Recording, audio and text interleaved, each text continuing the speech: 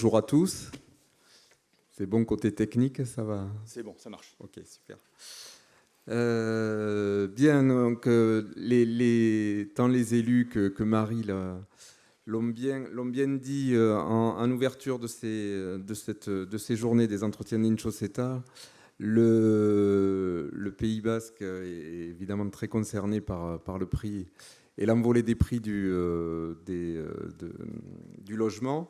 On le voit, ça devient même la préoccupation première des gens, même à Bunus, puisque monsieur le maire a rappelé que même ici, c'est compliqué de se loger pour les gens du territoire.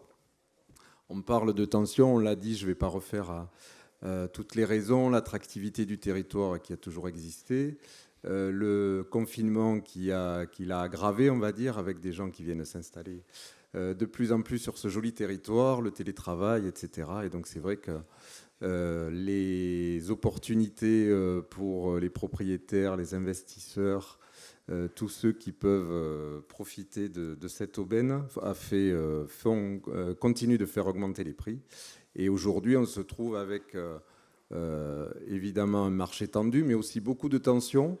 On le voit, nous qui à Sud-Ouest suivons évidemment l'actualité de ces sujets au quotidien. Les tensions et les crispations sont fortes. La population est très en colère parce qu'elle ne peut plus se loger. On le voit, on l'a vu en novembre dernier où il y a eu une manifestation à Bayonne où il y a eu plus de 8000 personnes qui étaient là pour dire il faut trouver des solutions pour se loger. Des gens de ce qu'on appelle encore un peu la classe moyenne qui sont là, qui cherchent un logement abordable et qui n'en trouvent pas. Une prochaine d'ailleurs manifestation est prévue au mois d'avril sur le même thème.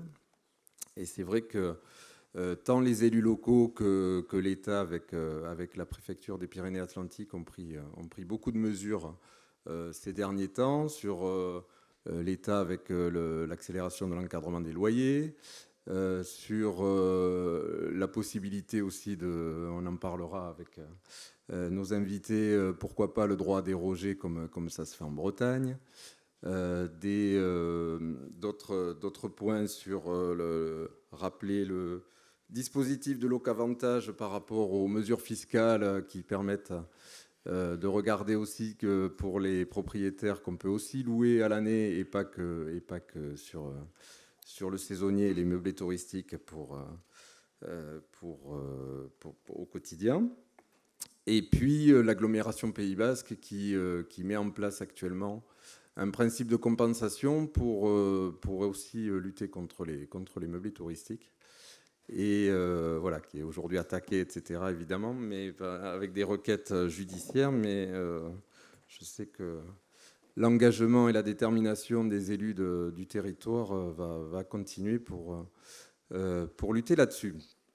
Alors aujourd'hui, on va en parler avec nos invités que je présente. Marc Laclos, qui est directeur d'études à l'ODAP, l'Agence d'urbanisme atlantique et Pyrénées. Monsieur Michael Chevalier, qui est élu en Bretagne, justement, où on va voir, il y a pas mal de similitudes avec la situation du Pays Basque et la situation en Bretagne, au nord du littoral atlantique, donc qui est vice-président de l'agglomération de Dinan et président du club Décentralisation et Habitat de Bretagne.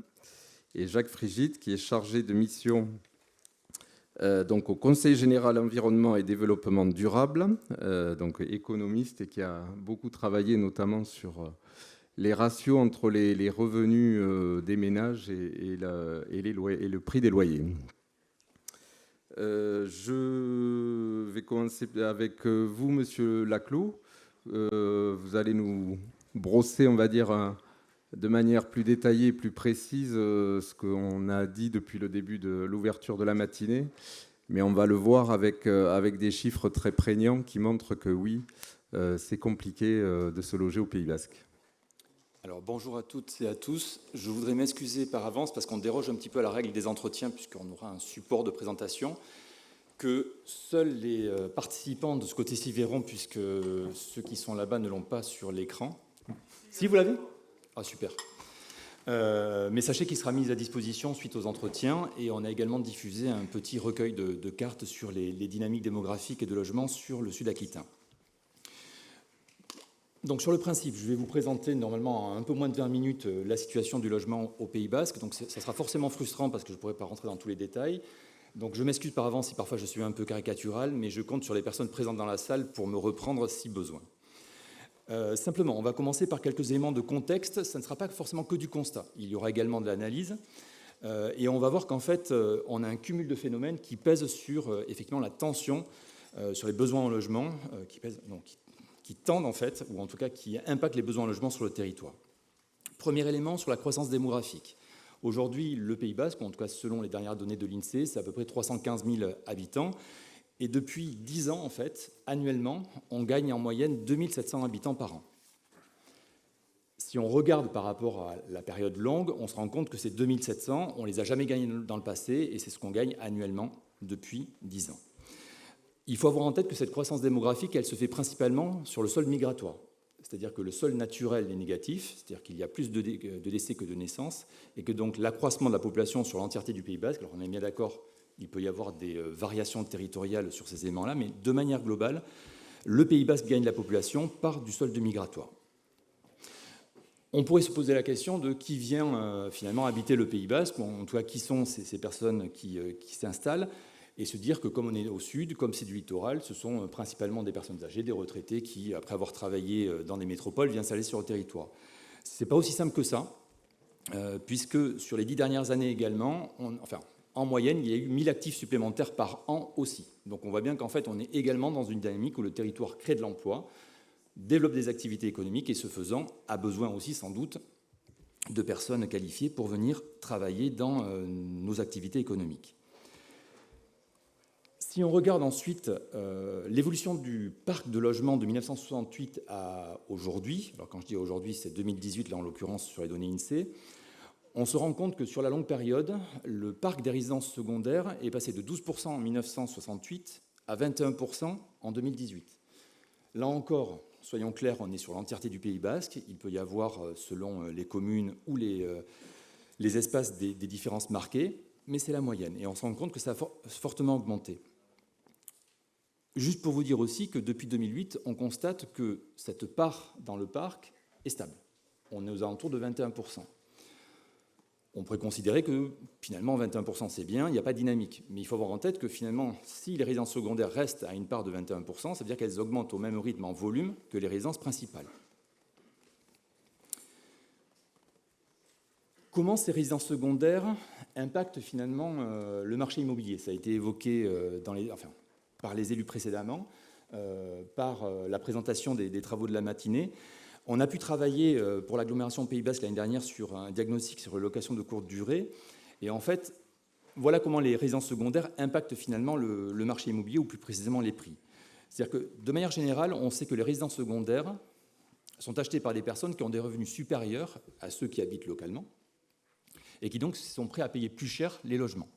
Ça, c'est le premier élément.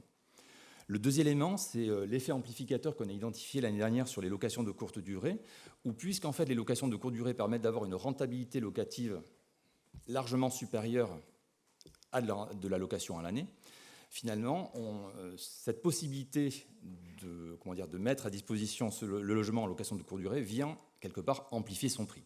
Donc ce sont ces deux phénomènes qui amplifient quelque part le prix des résidences secondaires et par impact les prix sur le territoire.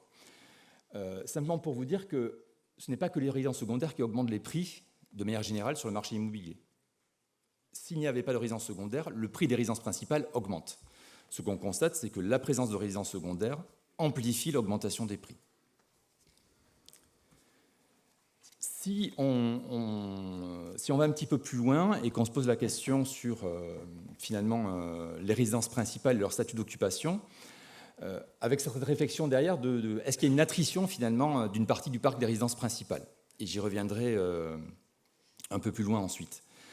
On se rend compte que dans le temps, là on est entre 2008 et 2018, si on regarde le statut d'occupation des le statut d'occupation des résidences principales, on se rend compte en fait que sur le territoire, la part des locataires HLM a fortement augmenté, on va y revenir ensuite dessus, Et on se rend compte que la part des propriétaires occupants et la part des locataires privés a eu tendance à stagner, voire à légèrement régresser.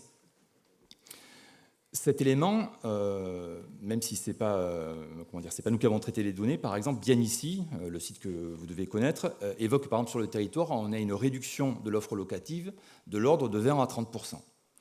Donc ici, je n'affirme pas qu'il y a une attrition des résidences secondaires, mais on verra tout à l'heure que sur certains espaces du territoire, ça peut se passer et ça exclut mécaniquement des ménages de ces espaces. Un autre élément à amener à votre connaissance sur le contexte, c'est que si on regarde l'évolution de la taille moyenne des ménages depuis là aussi la longue période, et c'est quelque chose que vous connaissez, puisque finalement tout ce que je dis jusqu'à présent, c'est vrai pour le Pays Basque, mais ça peut être vrai aussi pour des territoires littoraux ou d'autres territoires français. Oui, c'est une tendance générale de tous les marchés en tension, mais ici c'est vraiment révélateur. En particulier, voilà.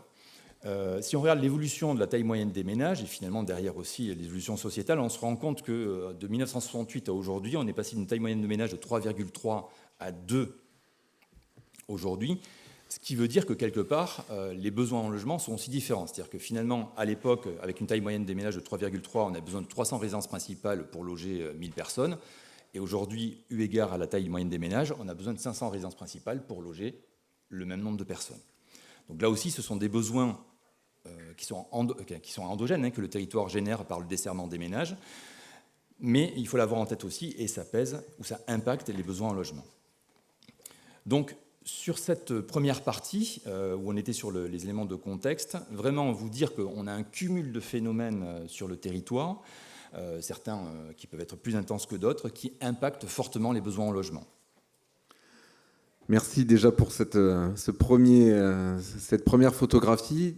Qu'est-ce que ça donne du coup comme conséquence sur les marchés immobiliers? Ça le fait augmenter aussi, j'imagine.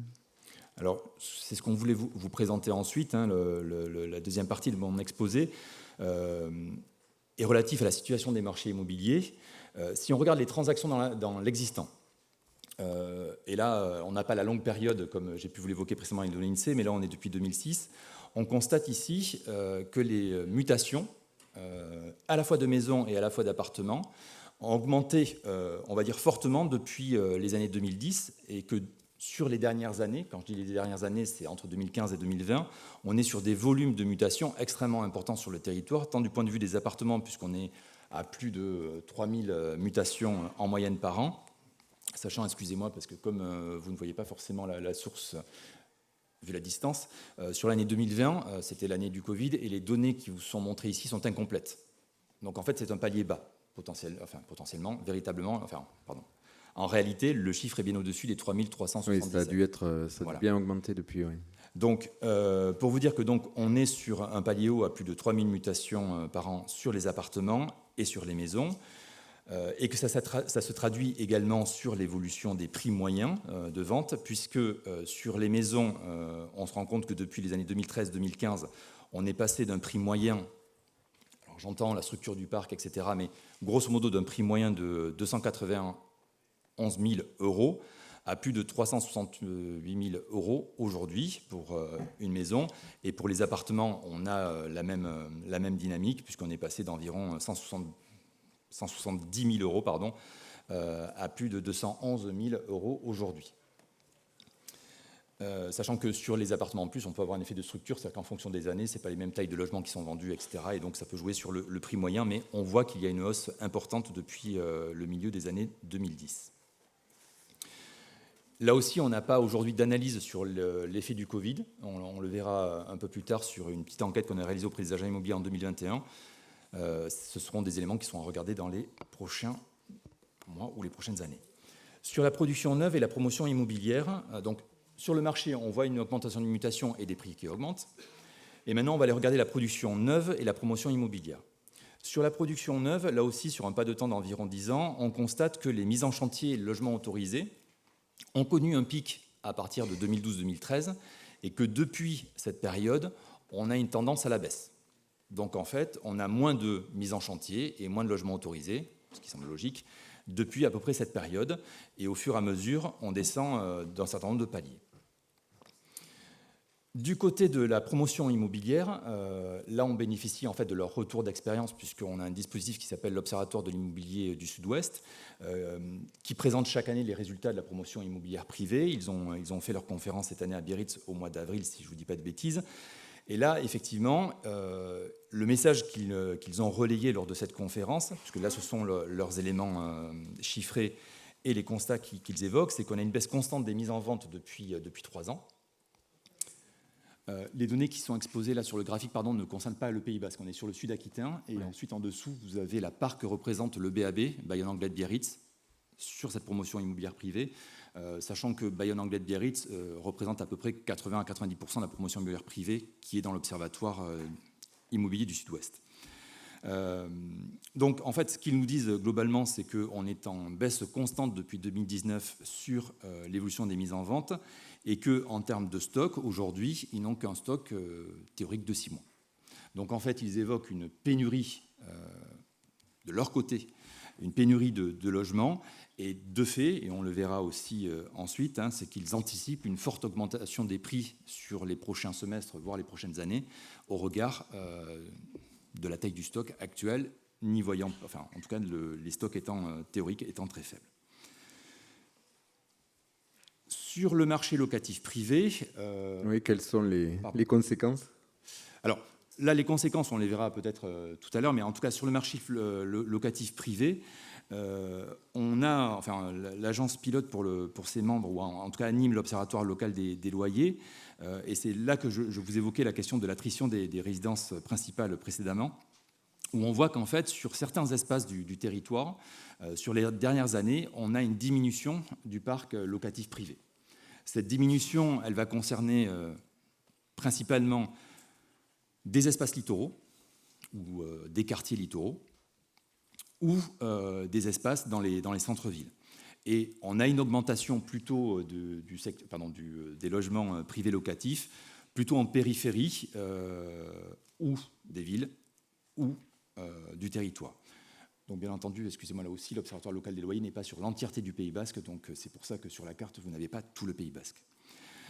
Et donc, on se rend compte également que sur le pas de temps, le parc locatif privé a augmenté moins vite que les autres segments de parc. Je ne vais pas rentrer dans tout le détail, sinon je vais passer les 20 minutes, ça va être une catastrophe. Juste pour vous dire aussi que le Pays Basque et le Sud des Landes, puisqu'en fait on est sur un territoire d'observation qui dépasse là aussi l'agglomération Pays Basque, on est sur des loyers qui sont élevés, puisqu'on se situe au 11e niveau à l'échelle nationale. Or, bien entendu, Paris, puisque Paris n'est pas ici identifié. Et en fait, on se rapproche quand même de loyers de métropole, ou en tout cas d'espaces métropolitains, comme Toulouse, comme Rennes, comme Grenoble. Et puis, sachant que là, encore une fois, c'est une moyenne sur l'ensemble du périmètre, il faut imaginer que sur les espaces urbains, ou dans les villes comme Biarritz, Anglet ou Bayonne, les loyers peuvent être plus élevés que ce qui vous sont présentés ici, comme c'est le cas aussi pour les métropoles. Une question, ou en tout cas une illustration de ce que vous avez pu dire précédemment, et puis finalement pour présenter la matinée, c'est la question entre le prix des loyers et les revenus des ménages ou des personnes. Il faut avoir en tête que selon l'INSEE, le niveau de vie médian des ménages le niveau de vie médian par unité de consommation est de 1 840 € par mois sur l'agglomération en 2019. On vous propose en fait de le détailler un petit peu plus, puisque ça c'est une moyenne générale. En fait, le niveau de vie médian des locataires du parc privé est de seulement 1 617 € par mois. Donc quand on le ramène en fait au niveau de loyer constaté, dans le cadre de l'OLL, on a fait des simulations de ce que ça représentait dans la part du logement hors charge représentée dans le revenu des ménages. Et donc on se rend compte que pour le loyer d'un logement qui fait une pièce, on est en médiane sur un loyer médian de 406 €. Ça représente en fait pour un locataire du parc privé au regard de ses revenus, 25% de ses revenus. Si je prends un 2 pièces, ça va représenter 32%. Enfin, si on prend un 3 pièces, ça représente 41%. Si on prend quelqu'un qui gagne le SMIC, ça va représenter 32% Alors, ce n'est pas le SMIC mis à jour au mois de juin, donc pour le coup, c'est sans doute un petit peu moins. Mais ça représente 32% pour un loyer une pièce, ça représente 41% pour un loyer 2 pièces, et ça représente 52% pour un loyer 3 pièces. Donc c'était une réflexion aussi, puisqu'on a vu qu'il y avait une part d'attrition des résidences principales en location sur certains espaces. Donc on voit bien que ça exclut de fait des ménages de certains espaces du territoire. Et ça les renvoie sans doute sur des périphéries. Donc ça pose des questions de mobilité, ça pose des questions de la distance au travail. Donc ça pose des questions très larges en matière de politique publique. Là aussi, juste très rapidement, sinon je vais dépasser largement le temps qui m'était réservé, pour vous dire qu'on avait fait, dans le cadre de l'Observatoire local des loyers, on a réalisé une enquête flash auprès des agents immobiliers pour mesurer un petit peu qualitativement comment ils voyaient l'impact de la Covid, de la crise sanitaire sur le marché locatif. Donc ils considéraient à 80% que la crise sanitaire avait un impact majeur sur le marché, et que à 93%, ils évoquent que le marché est plus tendu après la pandémie. Pour terminer, sur le parc locatif social, on aura vu un petit peu tous les segments. Là aussi, de vous dire que l'agglomération Pays Basque, depuis qu'elle est créée, mais avant aussi les intercommunalités qui la composaient, ont fait un effort quand même conséquent en matière de production de logement social, même si on reste encore à ce stade en dessous de la moyenne nationale, mais il y a eu un effort extrêmement conséquent sur les 8 dernières années.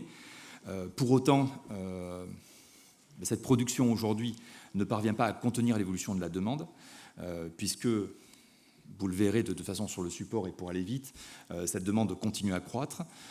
En 5 ans, on a eu 2000 demandes supplémentaires. Alors, on est quelque part dans une moyenne nationale aussi, on n'est pas totalement...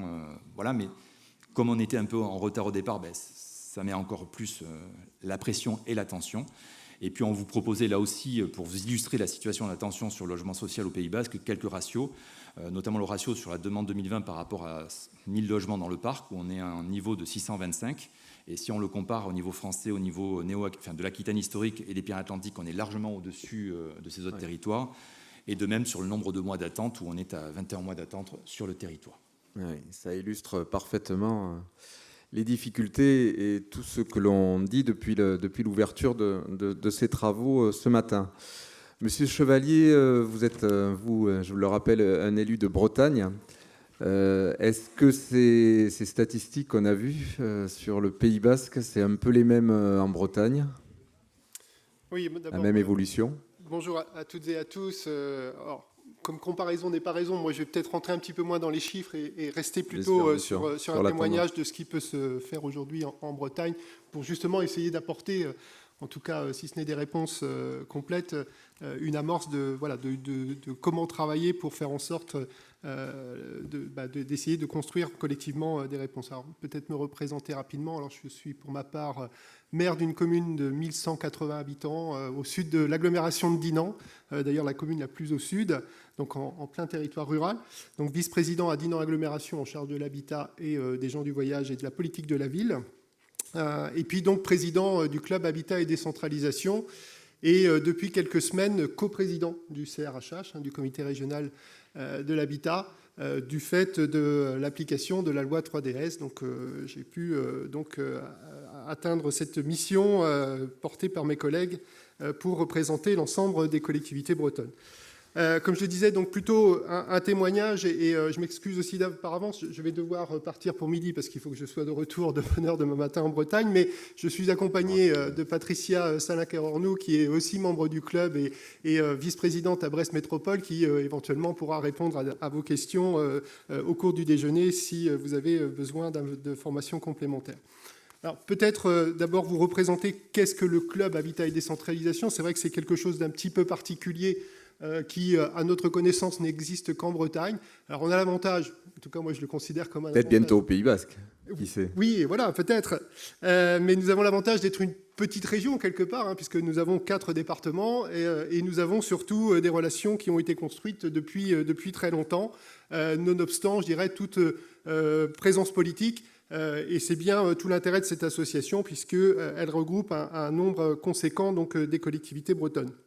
Donc dès 2005, et je n'étais pas présent à l'époque, je le précise, il y a eu les premières délégations de compétences pour les aides à la pierre, et déjà un certain nombre de collectivités avaient fait savoir qu'il serait intéressant justement d'avoir un lieu d'échange, un lieu de partage pour pouvoir, connaître et mettre en œuvre l'application de la délégation de compétences.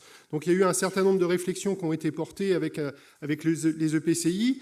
Et puis, donc là, en 2009, la région Bretagne est venue, apporter son concours à cette réflexion, ce qui a permis là de donner une impulsion. Et donc est né ce fameux club DEH. Alors, Décentralisation Habitat, c'est une association, on fonctionne avec des moyens très réduits puisque nous avons juste un collaborateur qui intervient pour 40% de son temps, qui est mis à disposition par l'Aro Bretagne et qui permet d'animer et de mettre en place un certain nombre de temps d'échange tout au long de l'année.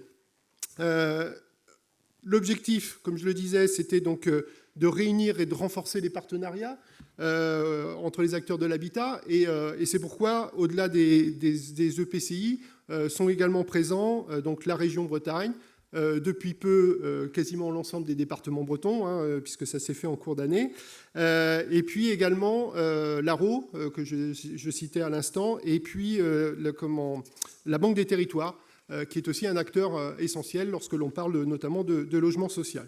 Donc, avec pour principe de renforcer l'ensemble des compétences des uns et des autres, en s'appuyant sur l'expérience notamment des deux métropoles, que sont Brest et Rennes, et puis à un échelon plus petit, donc d'un certain nombre de PCI qui ont besoin justement, en termes d'ingénierie, d'avoir ce soutien pour pouvoir porter là aussi de manière volontariste un certain nombre de politiques en lien avec l'habitat. Si on passe sur la slide suivante, donc vous avez remis une petite carte pour bien comprendre l'ensemble. Donc aujourd'hui, ce sont 17 EPCI, établissements publics de coopération, qui sont membres de notre association, les 4 départements, je le disais, la région Bretagne. Et je dirais que l'intérêt donc de cette structure, de cette association aujourd'hui, c'est d'abord que l'ensemble de ces partenaires participent aux travaux du CRHH et qu'à partir de là, lorsque nous intervenons en discussion avec les services de l'État, avec le préfet, nous parlons d'une seule voix. Et ce qui est un atout majeur parce que ça permet, a fortiori, de faire passer un certain nombre de messages ou en tout cas de porter un certain nombre d'ambitions à partir des constats que l'on peut faire sur le terrain. Alors, comme je le disais tout de suite, je ne vais pas revenir sur les chiffres qui ont été donnés à l'instant, parce que... Non, mais sur les tendances, au moins. Voilà, sur les tendances, elles sont peu ou prou du même acabit. La région Bretagne est construite, vous le savez, un peu de la même manière, avec une forte zone littorale, avec ces points de tension, que sont notamment sur mon territoire des zones comme Saint-Calguido, si ça vous parle, mais aussi la côte de Granit Rose à Lannion, et puis sur la partie finistérienne, on a aussi quelques points forts comme ça, et autrement le bassin de Vannes, avec le bassin morbihanais, qui est aussi fortement impacté par justement tous ces mouvements de population qui se sont accentués, bien sûr, depuis 2 ans. Donc, je le disais, l'objectif a été de mettre en place un certain nombre d'actions, alors je dirais pas en rapport de force, mais en tout cas en construction positive avec les services de l'État. Donc ça a été notamment des actions en faveur de la politique locale de mixité, là encore accompagné par l'expérience des 2 métropoles. Et vous savez, notamment la métropole rennaise est impliquée depuis de nombreuses années dans ces outils qui permettent justement de construire de manière équitable l'organisation du logement et notamment du logement social. Un outil qui fonctionne maintenant depuis 3-4 ans, dont on n'a pas encore exploité, je dirais, la totalité des capacités, parce qu'il y a eu les 2 années Covid et qu'on ne l'a pas forcément appliqué tel qu'on souhaiterait, mais c'est un outil qui nous aide à évaluer l'offre à bas loyer. Donc c'est un outil que l'on appelle le POLA, plateforme d'observation du loyer abordable, sur le locatif social. Et cet outil, c'est une base de données que l'on a rassemblée avec un bureau d'études et qui aujourd'hui nous permet d'avoir 2 modes d'entrée. Une entrée sur l'évaluation des demandeurs pour pouvoir adapter l'offre de logement, et dans l'autre sens, d'étudier l'offre de logement pour pouvoir adapter les demandeurs. Donc ça peut se faire à l'échelle très locale ou à des périmètres un peu plus larges. Et c'est un vrai intérêt parce que voilà, aujourd'hui, la lecture, elle n'est pas simple à faire au quotidien, d'autant plus avec la période que l'on vient de traverser. Et là, on a une mise à jour annuelle qui nous permet justement d'être très en phase avec, je dirais, les besoins identifiés, que ce soit du côté des demandeurs ou du côté de l'offre. Ça nous oblige, et c'est important quand je parle aussi de coopération, et si l'ARO est présente à nos côtés, ça nous oblige d'être très en lien aussi avec les bailleurs sociaux. C'est vrai que les bailleurs sociaux se sont là aussi fortement restructurés ces dernières années, et notamment ces derniers mois. Aujourd'hui, le nombre d'interlocuteurs s'est fortement réduit, et on part du principe, et là je pense que je ne trahirai pas la pensée générale des membres du club, c'est qu'aujourd'hui, pour nous, les bailleurs, c'est un outil des collectivités. C'est un outil qui vient au service des politiques de l'habitat. C'est un outil qui doit nous aider à amener des réponses concrètes aux besoins en fonction de la demande.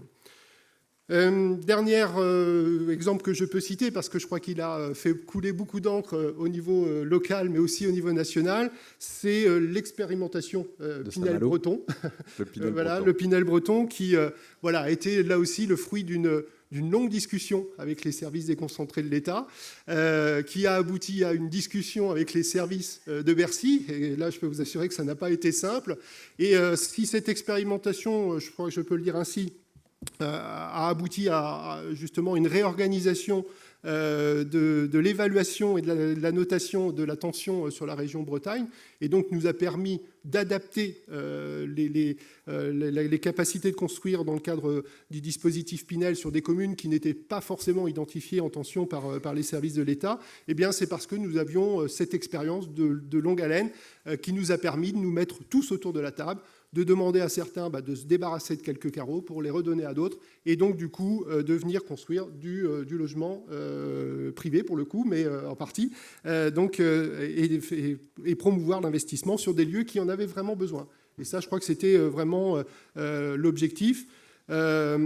Aujourd'hui, ce qui est important pour nous, c'est que le club puisse justement, dans le cadre de cette loi 3DS, trouver sa place en tant qu'intervenant, je dirais, incontournable. Pour la petite histoire, dans le règlement que l'on a rédigé dans le cadre donc, de la mise à jour du règlement du CRHH, le club est cité, alors que le club n'est pas membre du CRHH. Donc c'est pour vous dire à quel point aujourd'hui c'est intégré dans le fonctionnement des institutions bretonnes. C'est une bonne nouvelle qui montre que vos travaux sont suivis. Sur Saint-Malo, puisque c'est pas très loin de chez vous, on en a entendu parler ces derniers mois aussi, ils ont été aussi très offensifs sur ce sujet-là, en prenant des mesures, notamment sur les quotas. Vous pouvez nous en dire un peu plus ? Bien, comme vous, nous sommes confrontés aux mêmes problématiques de secondarisation, de logements locatifs qui passent du locatif permanent à du locatif saisonnier. Et notamment, effectivement, les villes les plus côtières, comme Saint-Malo. Mais Dinan, également, est un peu dans cette même configuration. Alors, Saint-Malo a un petit cran d'avance, puisqu'effectivement, ils ont mis en place... Enfin, en tout cas, ils essayent de mettre en place, parce que c'est pas aussi simple que ça, mais j'espère pour eux qu'ils pourront nous montrer la voie. Ils ont réussi à mettre en place un système de quotas, qui permet de limiter le développement justement du Airbnb, du locatif saisonnier. Et c'est vrai que le message qu'ils transmettent et que je crois on peut partager, c'est que voilà, on n'est pas contre le tourisme, on n'est pas contre le fait d'amener de l'activité sur nos territoires, mais effectivement c'est mieux quand on peut le contrôler et quand on peut en être, je dirais, co-acteur. Pour la petite histoire, c'est essentiel, par exemple, pour une ville comme Saint-Malo. Une ville comme Saint-Malo, et on vient de vivre une période assez turbulente en termes notamment d'accessibilité à l'eau. Une ville comme Saint-Malo ne produit pas son eau. Elle est obligée de faire appel à des territoires périphériques. Or, quand on est effectivement sur cette thématique d'accueil de population, que ce soit touristique ou de population en résidence permanente, ce sont aujourd'hui des critères qui sont essentiels. L'énergie, vous savez que la Bretagne n'est pas forcément non plus reconnue pour sa capacité à produire sa propre énergie, mais l'eau, l'assainissement, et puis effectivement tout ce qui est indispensable finalement pour pouvoir accueillir correctement des populations dans le futur. Très bien. Merci beaucoup. Monsieur Frigide, vous avez travaillé, on va revenir à une échelle plus nationale, on va dire, avec vos travaux sur les ratios entre l'évolution des revenus des ménages et des prix des loyers, avec une courbe qui porte désormais votre nom et qui montre de manière assez significative l'écart que l'on peut retrouver entre les revenus d'aujourd'hui et les prix des loyers. Et on va voir avec vous que en tout cas, les explications sont plus subtiles que ce que l'on pourrait imaginer en regardant les graphiques. Je vous laisse la parole. Merci. Je travaille au Conseil général de l'environnement et du développement durable, qui est le service d'audit interne de l'administration chargée, entre autres, du logement. Et contrairement à nos homologues de la plupart des autres ministères, nous avons aussi dans notre portefeuille de mission la veille et la prospective. Donc, je suis chargé d'une mission permanente de veille et de prospective sur le prix des logements. Ça veut dire observer sur longue période, sur le passé, l'évolution du prix des logements, essayer de détecter des régularités et pour l'avenir, faire l'hypothèse que les régularités vont perdurer, sauf quand on a de bonnes raisons de penser le contraire. Lorsque l'ODAP m'a proposé d'intervenir dans cette table ronde, j'ai été très gêné, parce que j'aurais dit d'abord, moi, le Pays Basque, je n'ai rien fait sur le Pays Basque. Ils m'ont dit, c'est pas grave, ça fera un point de comparaison. Et ensuite, je leur ai dit en 20 minutes, je ne sais pas parler du prix des logements, parce que c'est extrêmement compliqué.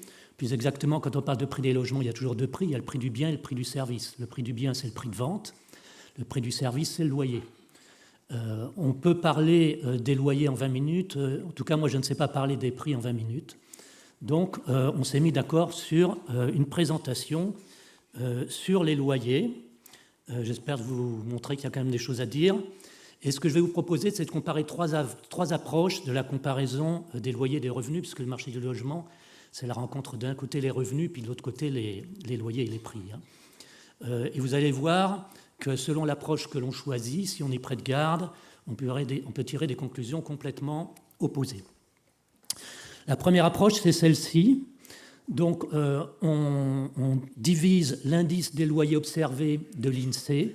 L'indice des loyers observés de l'INSEE, en gros, c'est la composante loyer des prix à la consommation, l'indice des prix à la consommation. Ce n'est pas l'IRL.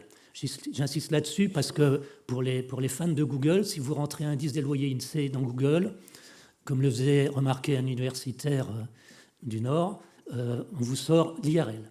Or, l'IRL, ce n'est pas du tout un indice des loyers observés, c'est un indice normatif. Donc, l'INSEE, contrairement à ce que beaucoup de gens croient, calcule aussi un indice autre que l'IRL, qui est l'indice des loyers observés. Et cet indice, on peut le diviser par le revenu moyen par ménage de l'ensemble des ménages français, et on obtient cette courbe. Vous voyez qu'elle est toute plate depuis 1975. Il ne s'est rien passé, la courbe a évolué dans un tunnel à peu près horizontal. Donc il y a un indice France, qui est la courbe noire, et puis l'INSEE segmente quand même cet indice. L'INSEE distingue le parc social et le parc dit libre, et l'INSEE distingue également l'agglomération parisienne et le reste de la France. Quand on combine ces deux segmentations, on obtient 4 sous-indices qui sont également représentés là-dessus. Et vous voyez qu'il faut avoir de bons yeux pour les distinguer de l'indice France entière. Donc l'indice des loyers a augmenté à peu près au même rythme sur longue période sur le parc HLM et sur le parc libre. Et dans le parc libre, il n'a pas augmenté beaucoup plus rapidement dans l'agglomération parisienne qu'ailleurs. Bon, il a augmenté un peu plus vite, mais de 6% de plus sur les 30 dernières années et de 2% de plus sur les 10 dernières années. Donc c'est vraiment presque rien, contrairement à ce qu'on entend dire parfois. Donc en résumé, RAS. Dans les pays comparables, il s'est passé à peu près la même chose. Voilà, vous avez plusieurs pays, c'est à peu près horizontal. Bon, l'Espagne s'est un peu distinguée, mais sans plus. Alors maintenant, on arrive à la deuxième présentation. Donc sur cette diapo, on a toujours à gauche la première présentation et à droite, c'est l'autre présentation. Donc là, c'est le poids du loyer dans le revenu des locataires. Et lui, en 40 ans, il a doublé, et même un peu plus que doublé. Alors pourquoi ? Bien évidemment, il y a des explications, c'est qu'on ne compare pas la même chose au numérateur et au dénominateur. Au numérateur, à gauche, on a un indice des loyers qui est à qualité constante, à structure constante, on dit, donc c'est un peu plus large que la qualité. Et à droite, on a un loyer moyen. Voilà. Et le loyer moyen a augmenté davantage que l'indice des loyers. Pourquoi ? À cause des effets qualité. Quand on regarde la proportion de logements équipés d'un WC intérieur en 1970, on est toujours interloqué. Et aujourd'hui, pratiquement tous les logements ont un WC intérieur. Donc ça, c'est la première partie de l'explication. Et la deuxième partie de l'explication, c'est le dénominateur. À gauche, vous avez le revenu par ménage de l'ensemble des ménages. Et à droite, vous avez le revenu par ménage des locataires. Or, le revenu des locataires a moins augmenté que celui des autres ménages. C'est la paupérisation des locataires qui a été massive. On va y revenir. Alors, quelques petites explications d'abord sur la surcroissance du loyer moyen par rapport à l'indice des loyers. Vous voyez, c'est la courbe noire à gauche pour l'ensemble de la France. On observe qu'elle ralentit un peu la croissance sur la fin de la période. Et à droite, c'est pour l'agglomération parisienne, à partir des loyers moyens de l'OLAP, l'Observatoire loyer de l'agglomération parisienne. Et on observe aussi que sur la période récente, la surcroissance diminue un peu. Enfin, elle reste positive, mais elle est un peu moins forte. Bon, quand on cherche à voir pourquoi cette surcroissance, comme je disais tout à l'heure, en fait, c'est surtout ce qu'on appelle la qualité intrinsèque hors taille, c'est-à-dire surtout le confort, en gros.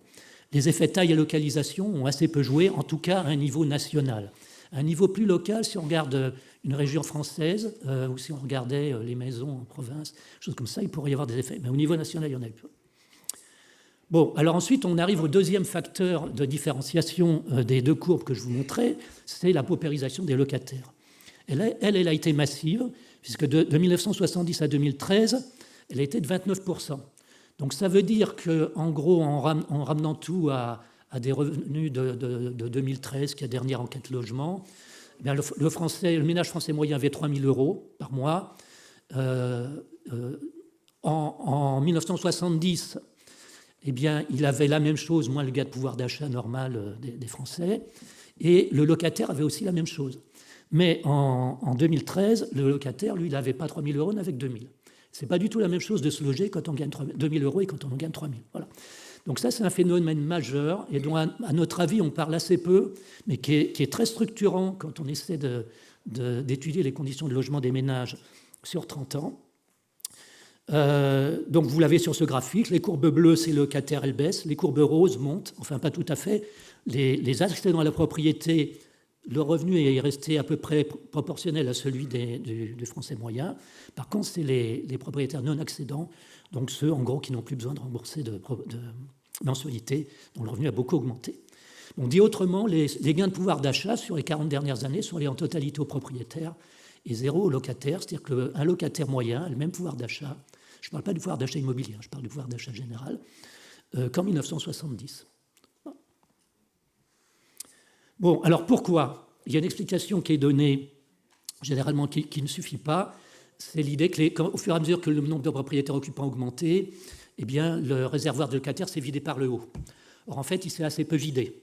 C'est-à-dire que quand le nombre de propriétaires occupants a augmenté de 11%, le nombre de locataires n'a baissé que de 3%. Et en fait, l'ajustement s'est fait surtout par une autre catégorie, qui sont les ménages logés gratuitement, un peu les fermiers métayers. Voilà. Bon, et il y a un autre phénomène qui montre que ce n'est pas la bonne explication, en tout cas qu'elle ne suffit pas, c'est que la proportion de locataires a augmenté pour les premiers déciles de revenus. Voilà. Il y a un autre élément qui est pour les premières déciles de revenus, les acquisitions par succession ou donation ont beaucoup diminué. C'est-à-dire que dans les années 70, assez souvent, les gens habitaient dans la même maison que leurs parents. Aujourd'hui, c'est beaucoup plus rare. Donc pour des ménages à bas revenus, peut-être qu'on avait un revenu faible, mais on pouvait au moins loger dans la maison qu'on héritait de ses parents. Aujourd'hui, c'est un phénomène qui est beaucoup plus rare. Ensuite, on pourrait se dire, est-ce que c'est que aujourd'hui, les locataires, on sait qu'ils sont plus pauvres et plus jeunes que la moyenne. Est-ce que c'est que les pauvres sont devenus plus pauvres ou que les jeunes sont devenus plus pauvres ?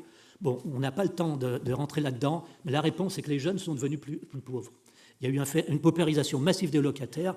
Donc là, je ne m'attarde pas, puisque je suppose dans la table ronde suivante, on va en parler. Une paupérisation massive des jeunes, pardon. Une paupérisation massive des jeunes. Et en fait, c'est un des principaux facteurs d'explication de la paupérisation des locataires. Alors, cette paupérisation des jeunes peut avoir de bonnes explications, augmentation, allongement de l'âge des études, etc. Puis aussi, c'est le résultat d'un phénomène de balancier, c'est que le revenu des vieux s'est amélioré. Et donc, là où les uns ont gagné, les autres ont perdu. Voilà.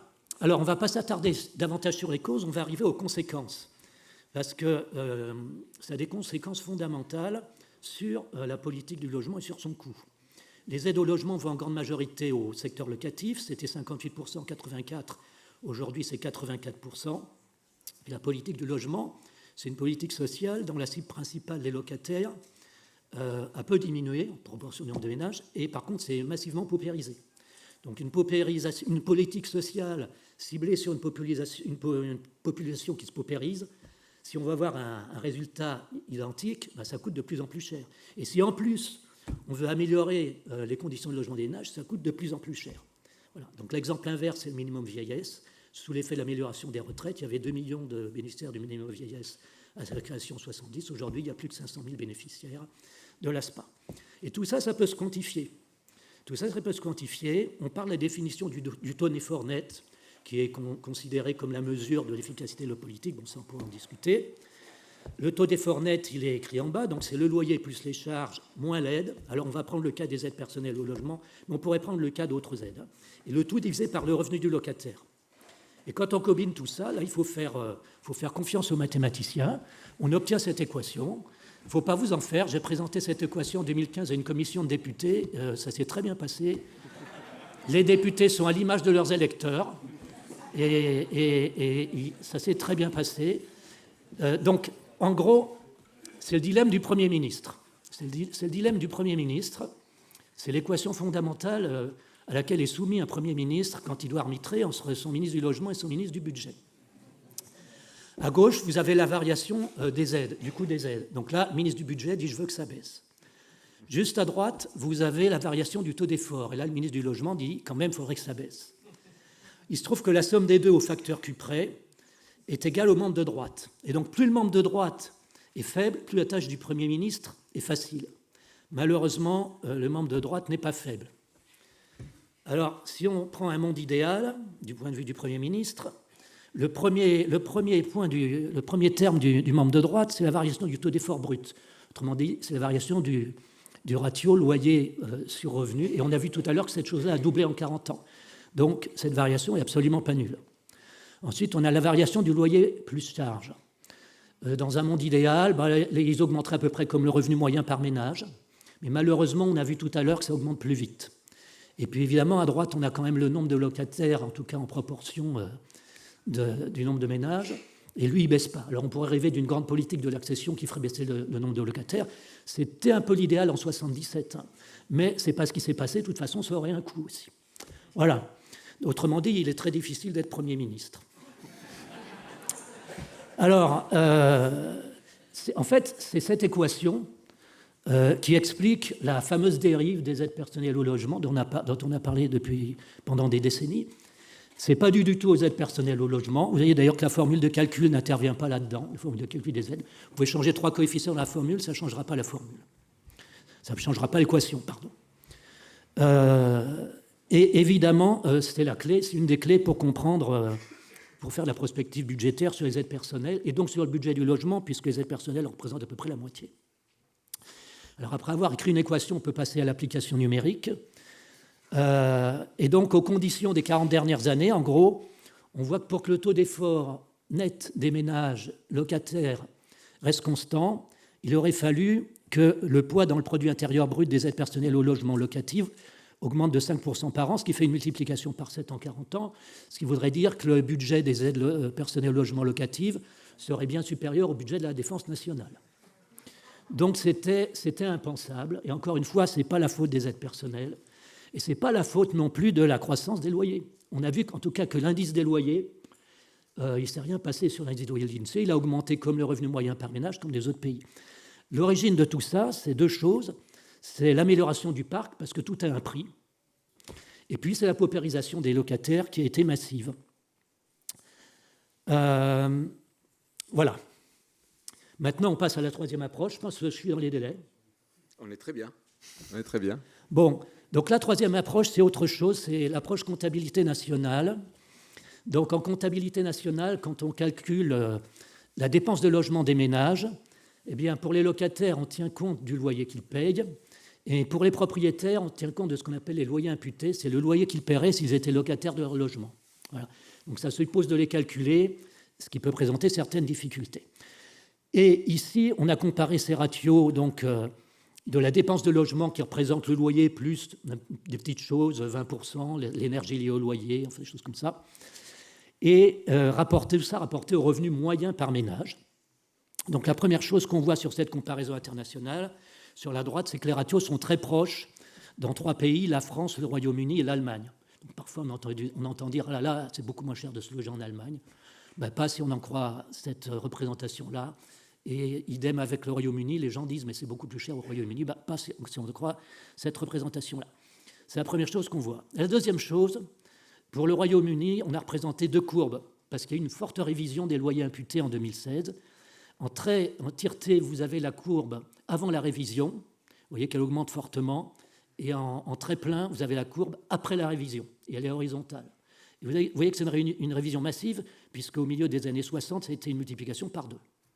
Voilà. Ça illustre la difficulté de calculer des loyers imputés, et donc la fragilité de ce ratio. Et il se trouve que les Anglais n'ont pas le monopole des révisions des loyers imputés, nous aussi on l'a fait. Et ici, je vais vous présenter pour finir quelques graphiques qui sont extraits du Capital au XXIe siècle de Thomas Piketty, mais qui sont simplement actualisés. Donc, le premier graphique, c'est le poids du loyer, le poids des loyers dans le revenu national. Bon, le revenu national, c'est pas le PIB, c'est un peu différent, mais on ne va pas rentrer dans ces considérations. Ça ressemble quand même au PIB. Voilà. Depuis 1900. Donc, ce qu'on voit, c'est que c'était assez stable avant 1914. Ensuite, ça s'est effondré à cause des contrôles de loyer en période d'inflation. C'est remonté un peu pendant les années 30. Ça s'est à nouveau effondré pendant au moment de la Deuxième Guerre mondiale. Puis ensuite, ça a augmenté. La courbe noire, c'est exactement la courbe que vous trouverez dans le Capital au XXIe siècle de Thomas Piketty. Et nous avons eu simplement la curiosité, parce que le Capital au XXIe siècle, ça s'arrête en 2010, les courbes. On s'est dit, tiens, qu'est-ce qui s'est passé depuis ? Et quand on a actualisé, on a obtenu la courbe rouge. Et la courbe rouge est différente de la courbe noire puisqu'elle est stable depuis 25 ans à peu près. Et elle est stable, pourquoi ? Simplement parce que l'INSEE a fait une révision des loyers imputés. Et donc Thomas Piketty n'y est pas, il n'a fait aucune erreur, il a été chercher des données à l'INSEE. Mais juste après qu'il ait publié son livre, l'INSEE a révisé. En fait, l'INSEE avait révisé un petit peu avant, mais il n'avait pas eu le temps de le mettre dans le livre. Donc, ce qu'on voit, c'est qu'on a rejoint, en fait, selon ce critère, le niveau un peu antérieur à 1914, très stable.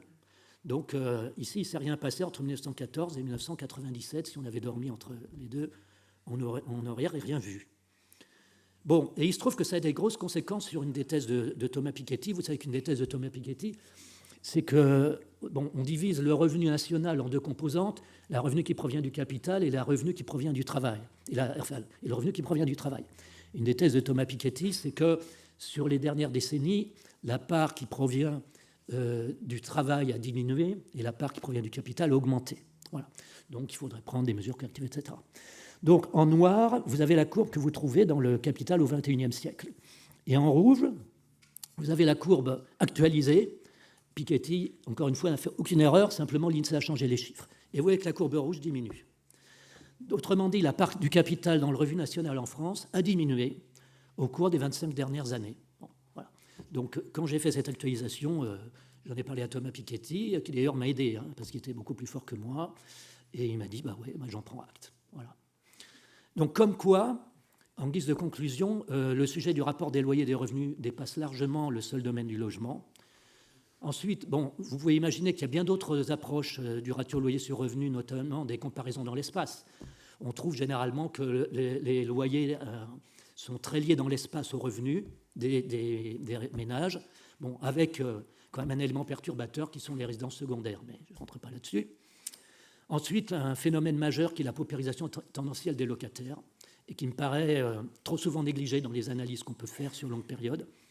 Et puis le dernier point, c'est que l'indice des loyers observés ne s'est pas envolé, au contraire, je dis bien l'indice à structure constante. Voilà.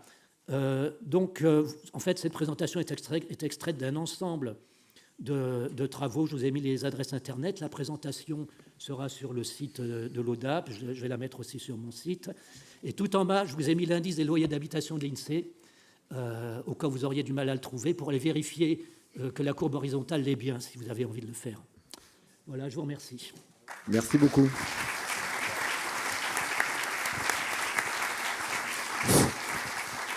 Bien.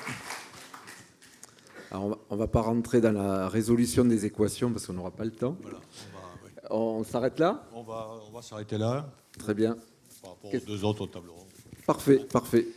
Merci beaucoup. Merci à tous. Merci.